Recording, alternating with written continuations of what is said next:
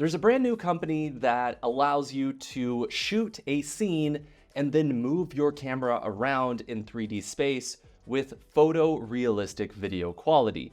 A24 and Netflix also created a brand new project utilizing AI tools. Midjourney and Adobe released AI tools this week that you can use right away. And Drake himself released an AI-generated song.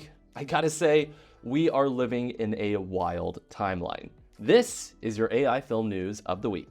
I want to kick things off today by talking about a brand new innovation from a team called Infinite Realities. Basically, the team set up a system where they can shoot video footage to create basically a 3D Gaussian splat as a video. But the cool thing is, you have the ability to go into 3D and zoom in on the scene, and the results look borderline photorealistic. So having the ability to put your subjects in any scene and basically shoot the entire environment is really a big part of what I think the future of filmmaking will likely be like moving forward. Basically, on the back end, after you frame up your scene, you will more than likely use an AI upreser to just get maximum detail on anything that was lost in the process of moving your 3D camera around your scene. Midjourney also released a brand new style reference feature that allows you to quickly iterate through many different image examples for creative direction. Let me show you how to use it. To use it, all you have to do is go to Midjourney on Discord or the online website if you have access, and we will go to the top here and we will imagine a purple chihuahua. Then all you have to do is do space --sref, so that's style reference, hit space, and then type in the word random. So what this is going to do is pull a random style so that you can go through the process of creatively imagining what your subject would look like in different styles. So it's really fun to use, and I like pairing this with the repeater code, so --R, and then you can repeat for additional iterations. So we'll just say 10 to create 10 prompts at the exact same time, and go ahead and click enter. So in just a few seconds, it generated our results. We have this first batch here in this interesting illustrated style. We have these Easter chihuahuas, and I don't think these are very purple. It kind of looks like basically like Easter stock photography. We have this purple chihuahua here, which is just delightful. And oh, this one here, that actually does look like my dog Chester if he had purple hair, which is fantastic. And as you can see, these styles are very random, they're very different, and they allow you to creatively imagine and think through the creative process. Now, I have to show you one image that I saw earlier. We basically did the exact same prompt and it generated this majestic chihuahua, and I was this close to changing the icon on our YouTube channel to this chihuahua because it's my new favorite image. What is going on with those eyes? They're totally gonna haunt me tonight. Adobe also announced brand new updates to their Firefly model and Adobe Photoshop. The cool thing is, these features are available for you to use right away. Let me show you how to use them. The first big announcement is that Adobe Firefly 3 is Adobe's most powerful AI image generator yet. The quality is really nice, but is it as good as some of the other image generators on the market? Well, that's what we're going to test out. So if you hop over to the Adobe Firefly website, that's firefly.adobe.com, you can click on the Generate button to go to the Firefly image generator. Now, we'll keep things pretty basic here. We'll say a cinematic still of a woman in a sci-fi film. Okay, pretty basic. And then we'll also say shot on film just to reinforce kind of the cinematic, hyper-realistic imagery. And we'll make sure that it's only cinematic and hyper-realistic and not fantasy or art, so that it lives in a more photorealistic world. And go ahead and click Try Prompt. Okay, so let's take a look at our results here. You can see that we have 4 images here, and they're basically all on a subway. And I will say that the quality does look a bit better than what we traditionally had using Adobe Firefly. But one of the problems is most of these images still are coming across more as editorial. Remember, Adobe's model was primarily trained on Adobe's stock library, and so a lot of the images can kind of look like stock photography. That being said, the images really do look pretty darn good, but let's go ahead and compare that to the same image prompt inside of Midjourney. So if we take a look at the Midjourney images, we can see that they are very, very filmic. In fact, the consistency even in the light in her eye, a lot of times whenever you are trying to study the light direction for a scene, you look at the reflections in the subject's eyes, and that will tell you a bit about the lighting setup. And it looks like they are lighting with a bounce card or a softbox under the subject. And actually there is that uplighting under her chin. So it actually is pretty accurate to the way that the light would be rendered on set. And there's just quite a few other images here that look really, really good. So at this point, for a cinematic aesthetic, Firefly still isn't quite as good as Midjourney. But I do want to try out a different style as well. So let's go back over to Firefly, and I'll paste in a purple chihuahua drinking coffee in the style of 3D animation. So let's go ahead and click generate. So let's take a look at our results. We have this image of this chihuahua. He's just enjoying his espresso on a nice snowy day. He kind of reminds me of like the most cozy version of the This Is Fine dog. It's great. Now, I will say that these images are coming across more as fantasy art than 3D animation. So again, Adobe Firefly, I'm not loving the results that we're getting from the model just yet. Now, again, let's go ahead and compare that to what we get inside of Midjourney. So I'll say a purple chihuahua drinking coffee in the style of 3D animation. And let's take a look at our results. We have option number 1, and that dog looks really, really old. Poor buddy. And we have this one here, which looks pretty good. I like his little, his fingers holding the cup there. We have this one that the coloring looks a little too purple, but it does look pretty good. In fact, I think he may have a third arm coming from the middle of his body there. So I guess he lived near like a radioactive plant. And then we have this one here, which I don't know, is that like a mixture of like a raccoon and a chihuahua? I'm not entirely sure, but it does look pretty cinematic, and the 3D animation style does look pretty good. So as you can see, having the ability to art direct your scene to get even better results is essential, even if you're using a tool like Midjourney. And that brings us to our game of the week. For this week's game, I want you to tell me which image was created in which image generator. We have the same image that was created in Midjourney, Firefly, Runway, and Dall-E. I want you to tell me which one was created in which tool. The winner will get some free swag from Curious Refuge. You can let us know your answer in the comments of this video. This is image number 1. This is image number 2. This is image number 3, and this is image number 4. If you think you know the answer, let us know in the comments. Adobe is also bringing the ability to do generative expand in the mobile version of Adobe Firefly. So if you want to take the edges of a frame and expand it, you can use their online tool. Now, right now it's only in a public preview, but this tool will be going to the cloud very, very soon. So just for example, we can type in a prompt here. Let's say we had this reference image of this majestic tiger, which also has some cheetah print. Not too sure what's going on there. And let's say that we want to expand the frame. Let's just say a waterfall.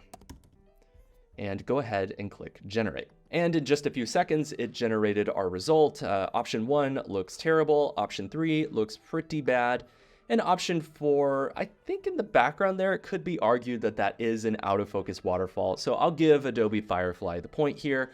It does look like the image was expanded in a realistic way. So as you can see, pretty soon you'll be able to use this feature on the internet. Now, this feature is actually already available inside of Adobe Photoshop 2024 or the Adobe Photoshop beta. Let me show you how to use it. Just go over to Adobe Photoshop and upload any image that you want, and then go over to the crop tool in the top left. You can hit the C key for a keyboard shortcut. Now we want to expand our frame. So there's many different ways you can do this. You can, of course, just grab the edges and expand like that. You can grab corners, expand like that. You also have the ability to hold down Option, and you can expand from the middle, which is really helpful if you want to keep just the middle as the center of your frame. And you can hold down Option and Shift to expand proportionally from the middle here. So I'm going to expand up to there, I'll let go, and then we'll click on this generative expand button and go ahead and click generate. Okay, and in just a few seconds, it expanded our frame, and you can see it did a really good job with this image. I'm always impressed with Adobe's generative expand feature. I feel like it does a much better job than other tools that are available on the market. And on that note, Adobe also released a ton of new features inside of the beta version of Adobe Photoshop. Let me show you how to use them. Now, to get the beta version of Adobe Photoshop, because a lot of times people have trouble with this, all you have to do is go to the Creative Cloud panel, go to the beta version, and then click on Adobe Photoshop. Now, you may have issues with opening it or updating it if you already have the Photoshop beta installed on your computer. So if that's the case, just click on the Photoshop beta text, hit these three dots here and go to other versions, and then you can install the latest version of the Adobe Photoshop beta. For some reason, people can get hung up there, so that's how you install it on your computer. So now that it is installed on our computer, I want to show you some really interesting things. The first thing I want to show you is the fact that you have the ability to use the Firefly model directly in Photoshop. So if we just go to Edit and go down to Generate Image, we can generate an entire image. So for example, we can say a desert with strawberry fields. That's a desert, so there's only one S there, not a dessert with strawberry fields. And we will go to Photo, and you can upload a reference image. I'll show you that in just a second, but let's go ahead and click Generate. And as you can see, it generated the image from our prompt, and it actually did a pretty good job. This really does look like some of the farms that are outside of Los Angeles, and all of these examples look pretty good. I do think that there's something a little wonky with this last example here, especially because the desert seems like it's close to an ocean over here, which is pretty interesting. I don't think it's best to grow strawberries near an ocean and a desert, but hey, I'm not a farmer. Now, you also have the ability to create an image using a reference image, which is very similar to image reference in other tools. It's really easy to use. All you have to do is go to Edit and then go to Generate Image. And we will go ahead and click on the reference image here, and you can pick the presets or you can choose your own image.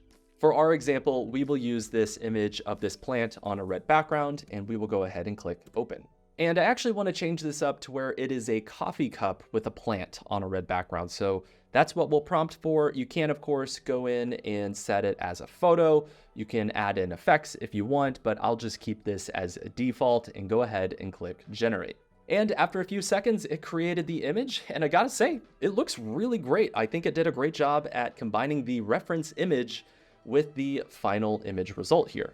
So we have these different images. Now these ones look more just like regular pots that kind of looks like a ramekin, but this one has the coffee handle, and I think it did a great job. There's also another cool feature that I want to show you real quick. So we have this image of a breakfast here, and you know what this is missing is a strip of bacon. So let's go ahead and add some bacon in. I'm just gonna draw a shape like this. We'll click Generative Fill and we'll say bacon and go ahead and click Generate. And you can see we have some images of the bacon here. Let's go ahead and pick our favorite. This one looks raw, so I don't know if you want to eat that bacon. This one looks perfectly cooked. That one does look a little undercooked as well. So we'll pick this one here. And let's say that you like the way this bacon looks, but you want there to be subtle variants of this bacon. Well, previously you didn't have the ability to reference the style of a generation to get subtle variants, but now you can. All you have to do is go to the image, click on the three dots, and click Generate Similar. Now it will generate similar images that use the reference of the image that you created. So let's take a look at the results here. So you can see we have the bacon and it has those crispy edges. Now I think the middle might be a little raw, but you know, it's not bad. This one, I don't know if it did a great job, but it is at least consistent with the crispy edges. And same thing with this one. Now, let's say that we liked this generation here and we wanted to use it on our professional project. One of the problems with using Generative Fill is it actually is not creating a pixel perfect version of the image that is generated. Typically, if you have a big canvas, it will actually pixelate the areas that it used Generative Fill. But with the new feature from Photoshop, you can actually get more detail in those areas. So to show you this, I'm just going to zoom in on this bacon here, and you see how nice and sharp the egg is here, but the bacon is pretty soft. It's not exactly the same resolution. Well, in order to fix that, all you have to do is click on this new little icon here that says Enhance Detail. You can go ahead and click on it, and it takes just a few seconds, and you can see that the details are now enhanced. So there's more texturing in this bacon, and it really does match the overall visual aesthetic of the egg here. It looks like this higher part is in focus, maybe very similar to the toast, and then the lower part is a little more out of focus. The next feature that I want to show you is the ability to not only remove a background, but also generate a brand new one. So we have this product photography of this shoe here, and if you want to remove a background, super easy, barely an inconvenience. All you have to do is click Remove Background, and now the background is removed, but we now have a brand new button that says Generate Background. So we'll go ahead and click Generate Background, and now we can say what we want to see in the background. For our example, I'll say a jungle with birds and go ahead and click Generate. And let's take a look at our results here. We have option number 1, which looks terrible, option number 2, which looks terrible, and then option number 3, which is perhaps the worst one yet. So as you can see, this feature in select instances is pretty good, but in most practical applications, you're really going to have to art direct it back and forth to get a result that looks really good. Now, even though these tools have a ways to go, I think the fact that Adobe is allowing you to use these features directly in the professional applications and in the online version of their website is really showing how big-time creative companies are embracing generative AI technologies. I think that over the next few months and years, this technology is going to dramatically improve and change the way that we approach our creative projects. Not to be outdone, the team at Stable Diffusion released their version 3 API this last week, and they are saying that Stable Diffusion 3 is equal to or outperforms the state-of-the-art text-to-image generation systems such as Dall-E 3 and Midjourney V6 in typography and prompt adherence based on human preference evaluations. Well, let's see about that.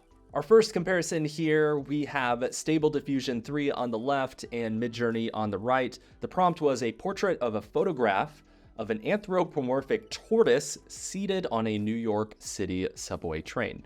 Now, both of these images look pretty darn good. I think the one on the left looks more like a modern photo. The one on the right looks more like a vintage photo. Now, I think I prefer the Stable Diffusion one because it does look more photorealistic. There is some wonkiness going on with the hand of this turtle over here, whereas the hands over here look more realistic. But generally speaking, I'd say it's a pretty close competition. Stable Diffusion really prides themselves in generating images that have really accurate text or creative direction. So let's take a look at some of those examples. The image on the left was created with Stable Diffusion 3, and then the image on the right was created with Midjourney version 6. I'd say that they both look good, but ultimately I think Stable Diffusion did a much better job, not only at creating a really interesting typeface, but also with the creative direction of the overall scene. We also have this scene of a red sofa on top of a white building, graffiti with text that says the best view in the city. The one on the left is Stable Diffusion, the one on the right is Midjourney. I'd say the one on the right looks more photorealistic. It really does look like a still from downtown Los Angeles, basically. Whereas the one on the left definitely has this more stylized aesthetic, and the graffiti looks more just like text that was composited as opposed to text that was actually in the photograph. We have these images of a vintage photograph with a man who has a TV for a head.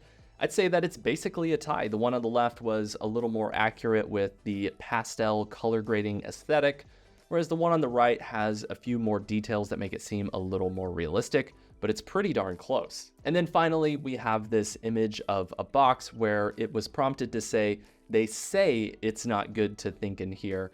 And the one on the left says the words because it was created in Stable Diffusion. The one on the right that was created in Midjourney, it's close, but it doesn't actually say the exact words that we are going for. So generally speaking, I think that Stable Diffusion 3 is a huge step forward. In many instances, it is better than Midjourney, and because it is open source and you have the ability to generate the images locally on your machine, I think that this is a great tool if you're looking to get more into advanced AI imagery. And while we're talking about advanced AI training, I should note that enrollment for our AI filmmaking and AI advertising course will start on May 1st. This is already shaping up to be one of our most popular sessions ever, so we would love to have you in the program. It's been really incredible to see meetups all around the world featuring curious Refuge students. We just hosted a meetup in San Francisco where folks had an amazing time getting to know one another, and we're hosting an AI filmmaking meetup in London very, very soon. If you want to see if any AI events are in your area, be sure to check out the AI Film Events page over on Curious Refuge. And I should note that coming up in the very near future is the Runway Film Festival. We are super excited to attend the LA version of that event on May 1st.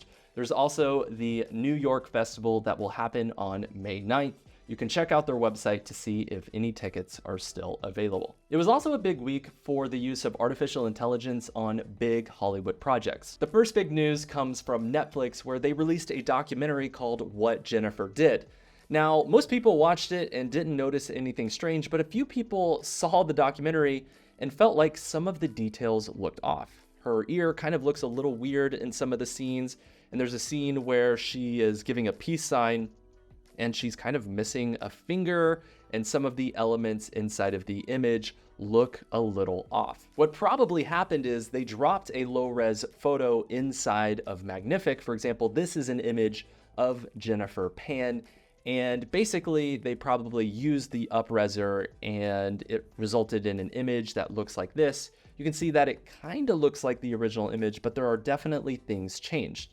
And if you go down here and turn down the resemblance to where things can change even more, it will make it look photorealistic, but the details will dramatically change. Now, I don't personally feel like it's weird to use AI-generated visuals in a documentary any more than it's weird to do reenactments for a documentary.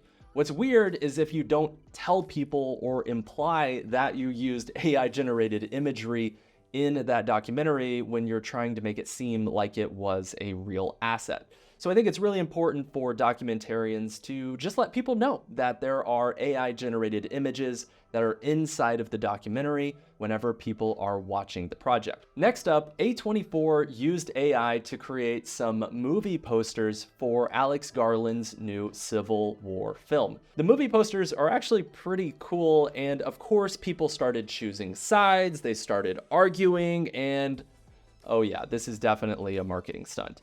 But you get the idea. AI is increasingly used at every stage of the Hollywood production pipeline, from pre-production all the way to marketing and distribution.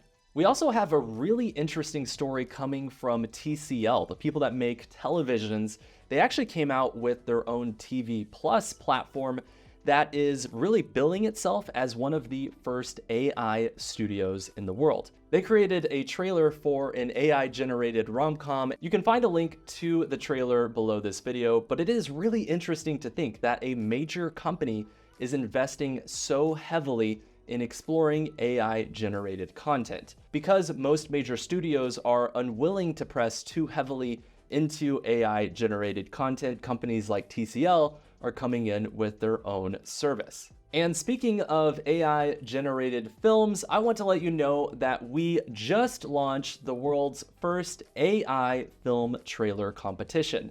If you want to show off your skills and win an Apple Vision Pro, this is your shot to be seen on the biggest stage in AI filmmaking. We've partnered with Submachine to bring you a competition that will be incredibly fun. We'll have expert judges from Curious Refuge, Submachine, the TV Academy, and we even asked Matt Wolfe to be a guest judge for the competition. You'll find more information about the rules in the link below this video. You have until June 6th to turn in your submission. And speaking of Matt Wolfe, we actually had him on our podcast recently and had a wonderful time talking about the evolution of AI as it relates to creativity and the workplace. Matt is an incredibly gifted YouTuber and AI expert, so it was really fun learning some tips and tricks from him. we'll be releasing that episode very soon. In the world of white papers, there was an interesting development that came out of the University of Hong Kong, where basically they created a system that can take a 3D scan of a city and allow you to change the lighting dynamically for that scene. So basically, if you want it to be night, it will become night, and the actual shading and texturing on the buildings will change to match. It's really cool, and I think it does showcase the future of how generating establishing shots will be much easier using a tool like this. Another team at the University of Hong Kong also released a white paper that basically allows you to upload a reference image and remove the shadowing. The reason why that's important is if you have shadowing in your image and you use a 3D modeling tool, a lot of times it will create weird distortions. But the thing is, if you have a flat texture reference, it allows you to go in and change the lighting so that it looks more realistic in a 3D environment. One of the biggest challenges when you're working on an AI image project is having the ability to change the orientation of your camera. We've gotten good at doing prompting related to top view or worm's eye view if you want to get below, but the truth is those are really just hacks. What if you had the ability to actually control your camera in 3D space? Well, there's a brand new tool that looks to do just that. Basically, you have the ability to change the orientation of your camera. You can go around your subject and it will generate a photorealistic result. This will have, of course, huge implications for the future of not only filmmaking, but also advertising. Basically, picture yourself being able to do a virtual photo shoot of your product without actually having to have that product in front of you. Drake also released an AI song this last week. Long story short, he is feuding with Kendrick Lamar right now, and so Drake thought it would be a good idea to release a song that featured AI clones of Tupac and Snoop Dogg. There's a link to the song below this video, but if you kind of listen to Tupac and Snoop's voice, it doesn't sound quite right. Drake sounds a little more smooth, but all of the other artists sound a little like low fidelity. But it does seem like mainstream artists are beginning to embrace AI as creative tools to get their ideas out there. The team at Synesthesia also released AI avatars that look pretty darn realistic. This comes on the heels of our announcement last week about Vasa 1 from Microsoft that basically allows you to upload audio and get a realistic avatar in return. You'll find a link below this video to check out the avatars. They basically are able to predict expressions just from a script, and they have much more natural facial features and head movements, and they all come with matching voices and really realistic lip sync. The beta should be available by the time you are watching this video. You'll find a link below. We also came across this interesting breakdown from Paul Trillo. Basically, he showed how he put together a recent music video, and he actually broke his scene into smaller pieces and rendered each one of those scenes inside of Runway to create the animation and then stitched it together. Basically, he got more fidelity from the AI tools by combining them. We actually had the chance to sit down with Paul at NAB 2024 to talk about this specific project. I think stitching videos together to create an entire scene is a really smart way of thinking about AI VFX.